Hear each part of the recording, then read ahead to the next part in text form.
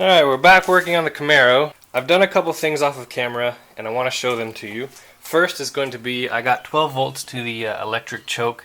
I basically just left it the same way the old owner had it. There's 12 volts that go to this AC solenoid, I think. Anyway, it's a little brown wire and he had a little jumper to go to the choke.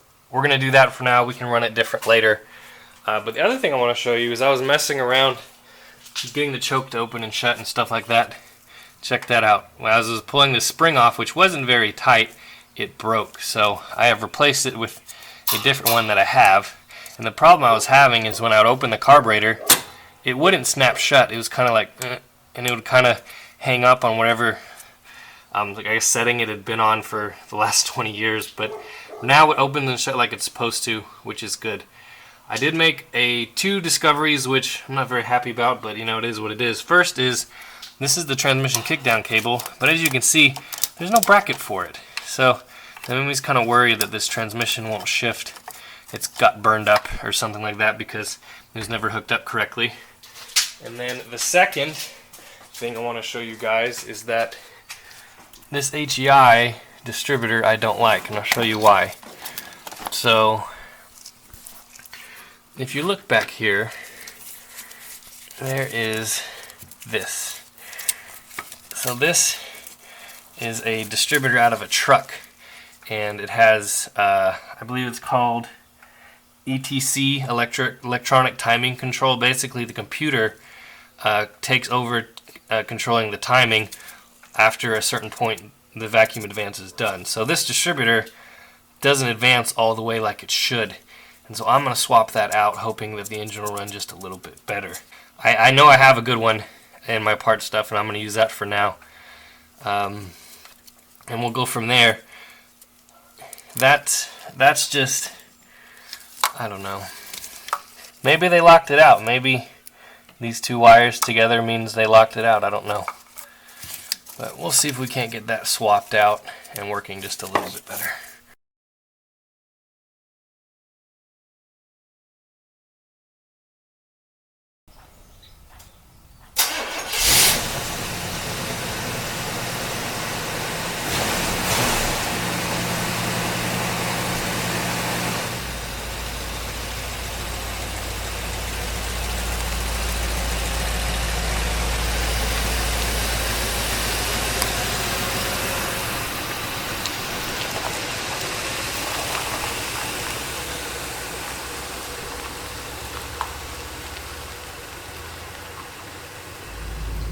Alright, we have good brakes, we have good tires. Let's see if it'll shift.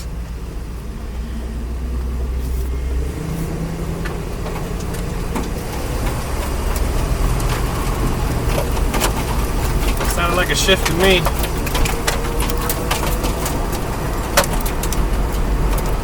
Speedometer does not work. Fuel gauge maybe works. Manual brakes.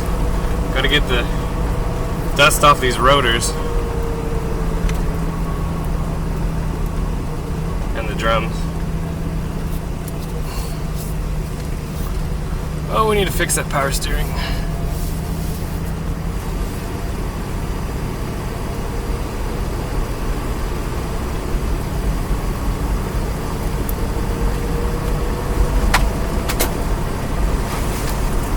I have no gauges, so I can't tell what the oil, temp, or alternator are doing. I wish I did, but we're just going to take it on a really short trip around the block. It is so moldy and nasty in here.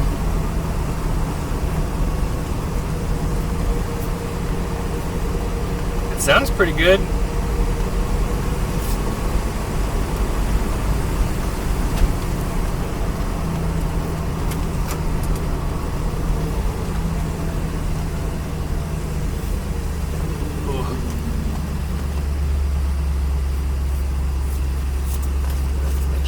Coming.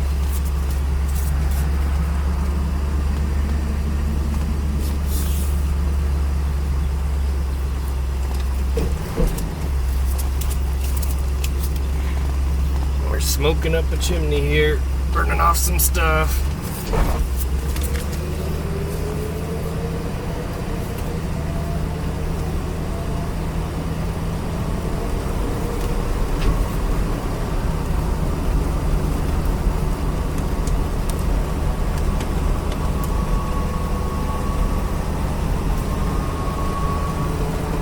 Definitely needs power steering.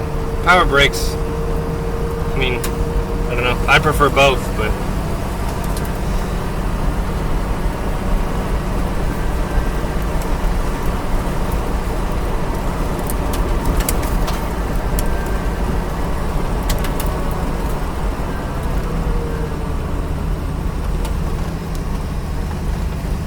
start your turns early.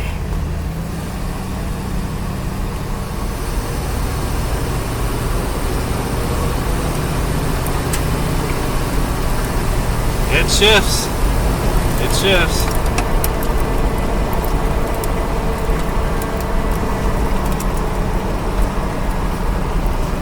Doesn't stop very well.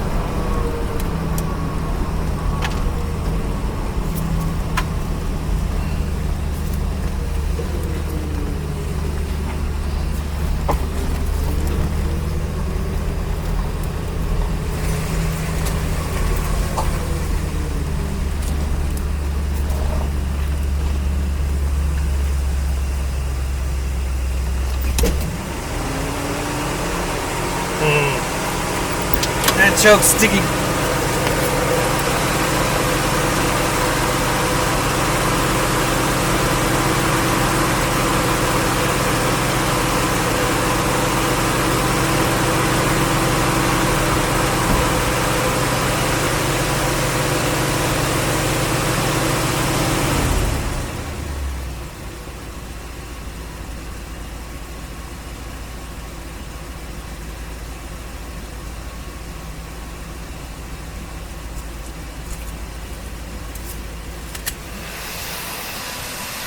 Well, from what I can tell, so far so good.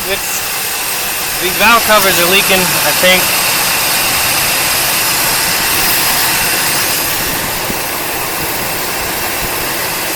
I need to do something about these spark plug wires. Yeah, these valve covers, I don't know if they're gonna cut it.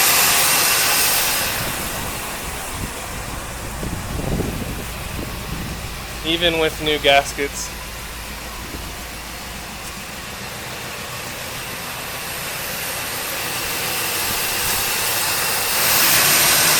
I poured about half a quart or so of power steering fluid in the reservoir.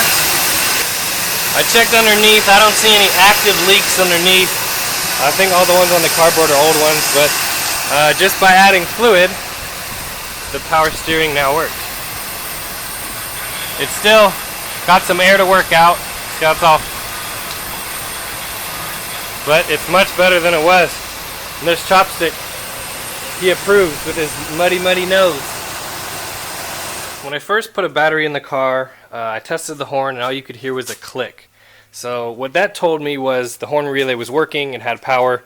The only issue was this horn. So I tested this on a battery. You basically clean the ground right here, put 12 volts to here, and it should do something. It did absolutely nothing. So it's a Delco Remy. It's obviously original. So what I did after that was I decided I would put a new horn on the car. So this horn is off of a Corvette, and weirdly enough this car only came with one horn.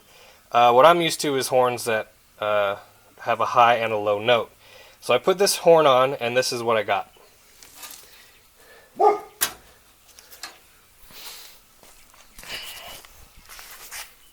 This is what it sounded like. Not too impressive for any kind of decent car. So what I did was I put a jumper wire onto a second horn. So what you heard was the high note, and this is the low note horn.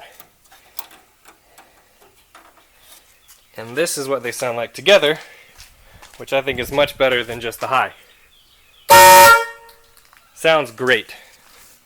So yeah, the car didn't come with two horns. I added two. It sounds much better. And it's one other thing that's fixed.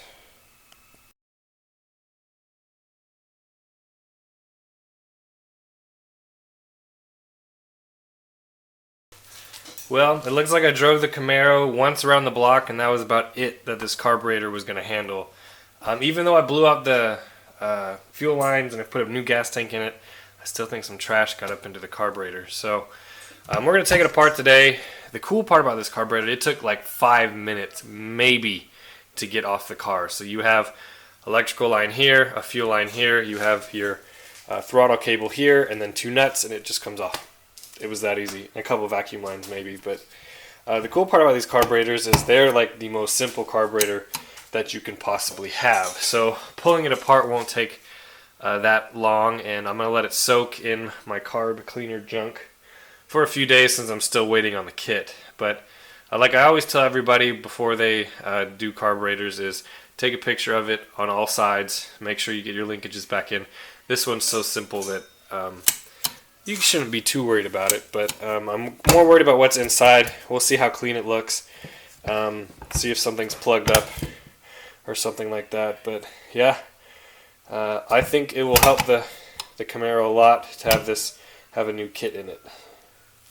Alright, we have the top of the carburetor off. Yeah, I don't think there's much in there that is that. I mean, yeah, I guess that stuff could have attributed to it, but no big chunks like I thought. But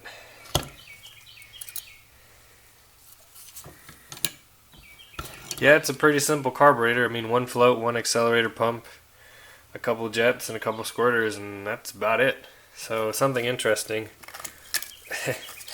Needed a new gasket kit regardless. You can see the gasket's kind of falling apart, but we'll get it taken apart, we'll get it soaking, and then we will reassemble it and clean it out really, really well. Alright, I got my monster bucket of Chem Dip, and this is how I do it. So all the pieces go on a hanger, and I dip them in there, and then once I shut it, I'll let it sit for a few days, and then all the pieces I can pull out once the hangers. And maybe I should have put the other one in first. Let's try it that way. There we go. I can bend the hangers down and I can pull it out without having to put my hand in the Berrymans, which is never a good idea.